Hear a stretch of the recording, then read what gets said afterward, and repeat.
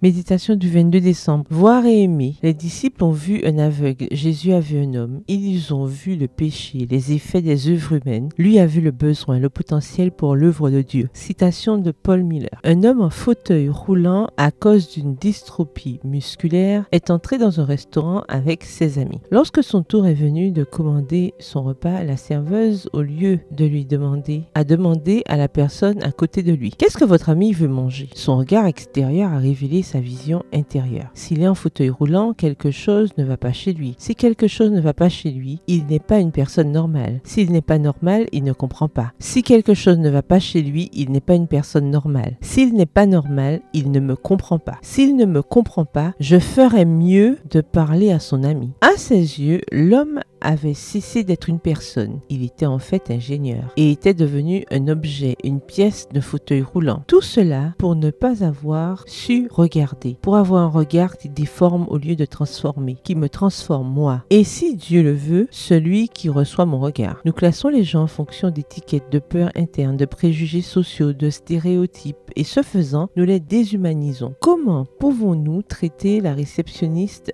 de l'entreprise où nous travaillons de la même manière que le président? Cela ne rentre pas dans nos têtes, n'est-ce pas? Alors nous les déshumanisons tous les deux et nous en faisons de simples postes professionnels et non deux personnes de chair et de sang. Selon leur position, nous les traitons d'une manière ou d'une autre. Vous savez quoi? Il y a quelque chose qui ne va pas dans notre perception des êtres humains et il faut réparer cela de toute urgence. Un schéma mental ne peut être modifié du jour au lendemain. Apprendre à regarder d'une manière qui ne dépersonnalise pas, mais au contraire humanise, est difficile. Voir les autres pour ce qu'ils sont, des êtres humains, sans faire de distinction, est une vertu aussi rare aujourd'hui qu'à l'époque du Christ. Je reviens à l'époque du Christ parce qu'en lui, nous avons un exemple à imiter. Dans le Nouveau Testament, il est mentionné une quarantaine de fois que Jésus regarda les gens et ce regard était inévitablement suivi d'une deuxième partie. Jésus avait de la compassion pour eux et d'une troisième partie. Il agissait pour leur bien. Nous devons apprendre à regarder les autres, car tant que notre regard n'est pas libéré des étiquettes et rempli de cette compassion qui passe à l'action, nous ne pouvons pas traiter les âmes avec respect ni les toucher. Le verset du jour se trouve dans Marc 10, verset 21 dans la Nouvelle Bible seconde. Jésus le regarda et l'aima. Bonne journée, que l'Éternel vous bénisse.